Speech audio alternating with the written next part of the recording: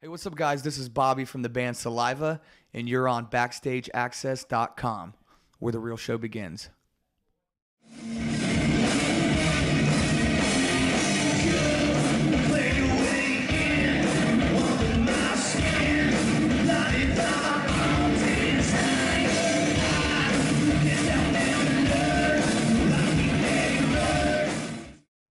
Hi, this is Tracy from BackstageAxxess.com, and we are here at the Town Ballroom in Buffalo, New York with Bobby Amaru from Saliva. Hey, how are you doing? I'm doing very well.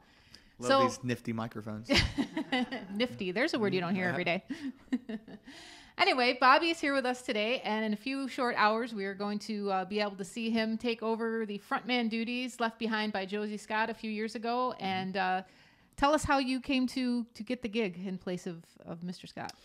Well, we have mutual friends, and a buddy of mine in Florida actually hit me up one night and was like, "Hey, dude, I sent over some of your music to the Saliva guys. They're looking for a singer. They're about to call you." And I got a text message from Paul. I didn't even get a phone call. And basically the text message was like, "Hey, this is Paul Crosby from Saliva here. We really like your stuff. Would you be interested in working with us?" And that was really it. That's no audition or whatever. We just Great. And before that happened, you were in a band called? Well, I did my own solo kind of stuff where I was just kind of in a studio, locking myself away and writing songs. And I was in a band called Burn Season many years ago. We went through the whole, record label will get dropped thing. So. But yeah, I mean. But you were a drummer in that band. I was, correct? yeah, Okay. I was a drummer in the band. But everything here, now this is like exciting times, and everything's is going really well. So excellent. So how has the songwriting process for Saliva changed since you joined the band? Were you in on a lot of the new songs off Rise Up? Yeah. Okay. Well, actually, it kind of went back to the way it used to be with the band. I think some of the previous records, you could just. They'll even tell you they just wasn't really into it anymore, and it was almost like every individual member was like going and writing songs with like other people and then bringing them to the band. And we just got back to like why the band and why we do this. We play rock and roll. You get in a room and you write songs together, and that's what makes it fun. Right. And then you share your music with the world. That's the way it's supposed to be. You don't have like James Hetfield writing songs with other people or Metallica and bringing them to the band. So. Right. So we did that, and it was actually a really fun process, and definitely a record I think the band and I myself is very proud of. So great. Well, I'm a little confused, so if you can help clear this up for me. You guys played here last summer, the end of the summer, and you introduced "In It to Win It" as a new song, but also the title of the new record. Mm-hmm. So that I noticed was only out kind of like on a fan release, MP3 type thing. Yep. And then you came out the year later with Rise Up, but yet "In It to Win It" is on that with along with the other songs. So how did that all kind of happen? "In It to Win It" we tried to get it released through distribution. Our label was a new label. We're trying to go through the motions with that, and we were having a hard time getting a release date. But we had this record here. We were like, we want to share it, with everybody. So we just like, fuck it. I'm sorry. It's okay. And screw it. We're gonna release it. To people who give a shit, right. And we're gonna put it online, and that was kind of it. And and we did, and then we was like, okay, we got management, everything started, aligning into place. Mm-hmm. They were like, all right, so the release date is gonna be now. It's like, so then we took it down. Gotcha. So it's no longer available, and you can't get In It to Win It anymore. Yeah, I know. So you go. I know all about that. But you can go buy Rise Up that just came out. Yes, you can. Yeah. So now the version of the song that originally you put out back then is the same version that's on the new one? Yeah. Okay. So I mean, there was only.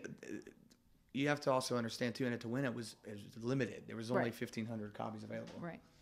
That was it. Okay. Well, I know it got a great reaction at the show that I was at, and oftentimes what bands. Show was that? It was in the summertime outside at a different venue, Bronze. It was with Skid Row And Oh, yeah. Their singer threw up on the stage and then kept singing. Oh, I don't know if wow, that rings yeah, anything rings a bell. I remember Anyhow, it being kind of cold that day. it was a little chilly. It's always cold until August. Joining the band when you play live, I know it's important to make right the songs that were put forth before you came along, but do you have a way to put your own spin on them, or do you do them true to form the way they were recorded? Well, I mean, I think just I'm going to have my own spin on them anyway. I think just because I obviously am not on those original recordings, but I try to stay true to what the songs are about. They're great songs, you know. I'm not trying to change. I would hate to go see a band butcher my favorite songs. Was the new guy, you know what I mean? Yep.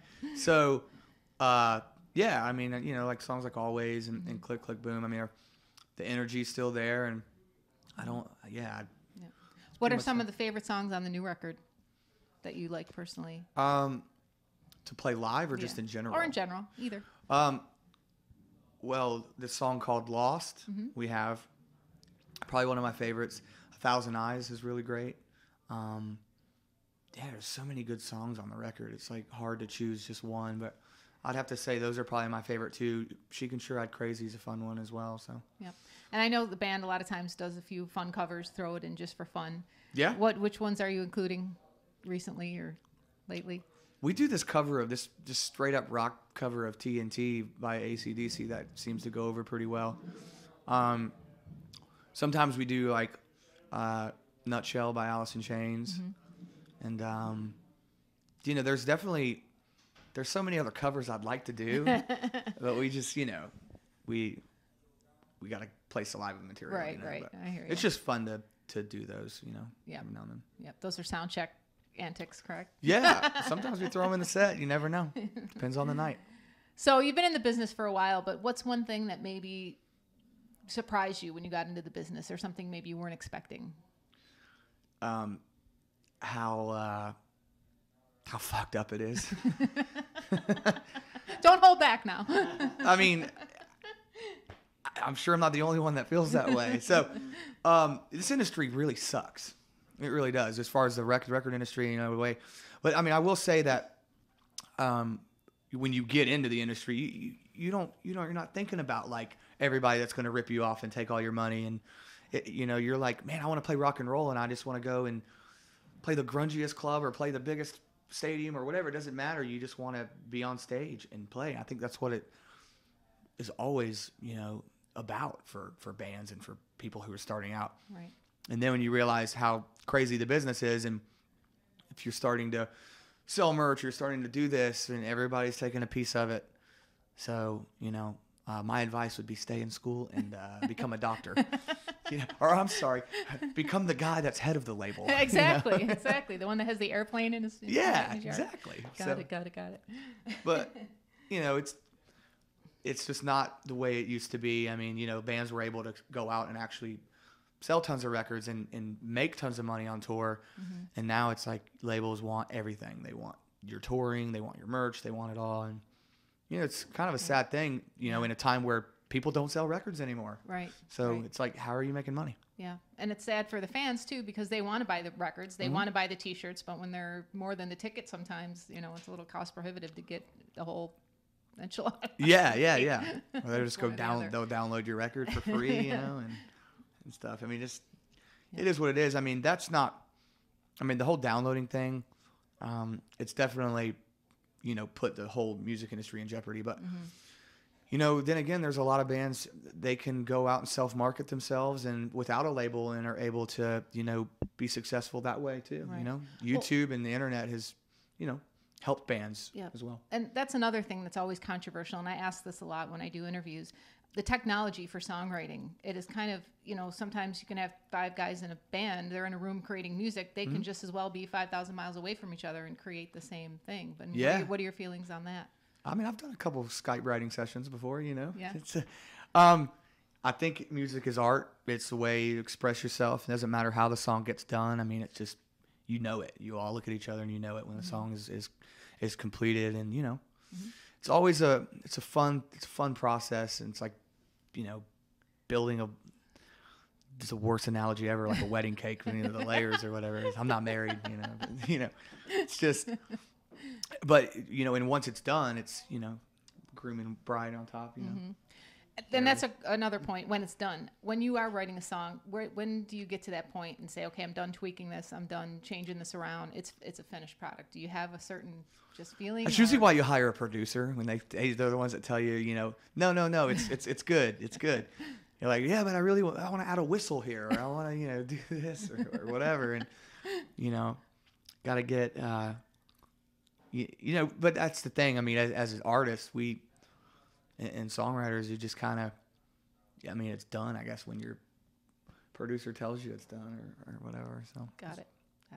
So what bands, either that you've toured with or that you knew personally in the past, have helped you kind of, you know, get involved in the music business, maybe supported you out on the road, guys you're friends with, respect? From other bands? Yeah. Man, I've met so many awesome people in bands and stuff. I couldn't really pinpoint one. But I think, you know, rock music is definitely like a tight circle, and a lot of people do help each other out and stuff. And it's always cool to, you know, go play festivals. Like we just did the Lunatic Luau in Virginia Beach, and you get to see a lot of old friends and, you know, and just chat and catch up and, you know, have a couple drinks. And, you know, I think it's all about that. You got to support each other, you know. You know, I think we're all in the same boat when it comes to, you know, the way the record business is and stuff. So you kind of have to, you know, go out there, be survivors, and just try to jump on as many tours as you can with other bands. So there's a lot of festivals in the summer. Yeah, there always coming is. up that you're looking forward to? There are some that we're doing, and I can't even really tell you offhand. I know we're not doing like Rock on the Range and stuff like that. Our single didn't come out in time, but there's some like later summer ones that we're doing and stuff. We're doing some fun shows. I think I just found out we're doing like the Budweiser Nationals with Tesla. Oh, cool. Which will be cool. They're a great band. Yeah. I mean, who doesn't like them? So exactly, I love them. Any of the cruises? Any of those have you done in the past? Or I can't say. No, I can't say. But you know, yeah, we're working on all that stuff. There's definitely going to be a lot. We're going to be really busy. Great. So the rest of the year and all of 2015 too. Good to hear.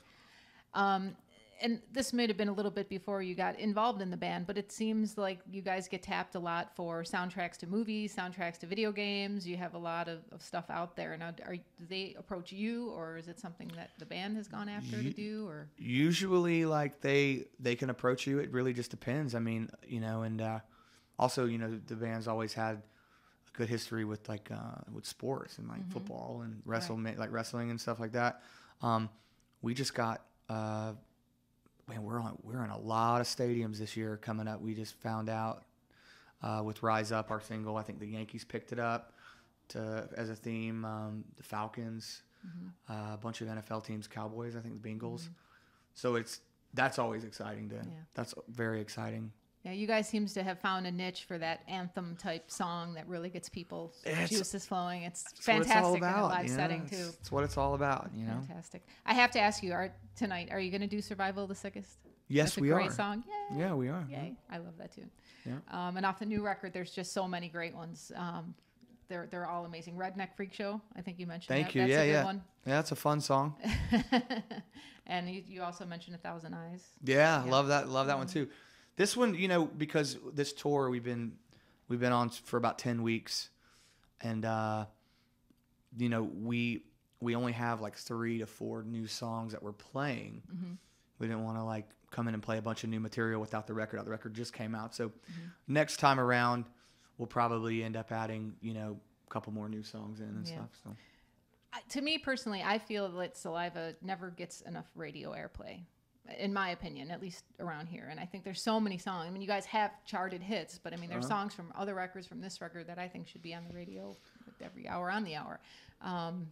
But what's going to be the next single release, do you think? The ballad? Or? They're already testing Lost right now, Okay. but it's at alt and mainstream rock. So, Great. which you know, the band has always had more success at mainstream than they did at active. So,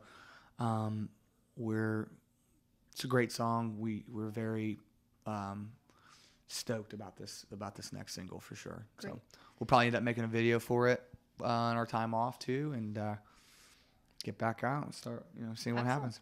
Excellent. So what can the fans expect in a few hours? Pure energy, high energy. Awesome. Yes.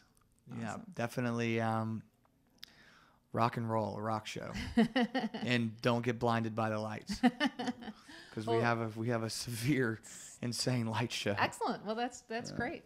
Yeah. And I have to say, you guys being here today, it's the first day we've cracked 60 degrees, and it's almost summertime, and so you're bringing the heat and the energy, and we look forward to seeing it tonight. Yeah. Thank you so much for sitting down with us, Bobby. You're on BackstageAxxess.com, where the real show begins.